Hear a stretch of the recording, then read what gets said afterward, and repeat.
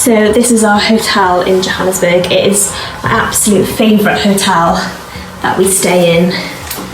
It's absolutely stunning. Go. Nice huge double beds.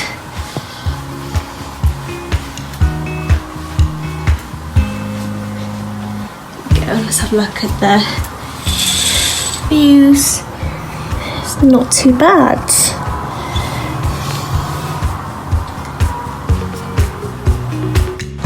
So I'm in the hotel room now. The plan of action is we're gonna go on a horseback safari, which I'm so excited for.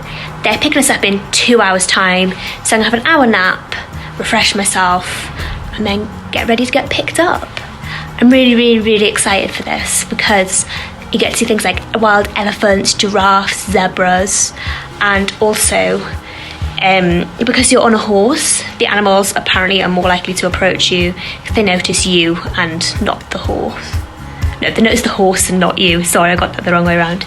Yeah, they notice the horse, so they want to approach the animal.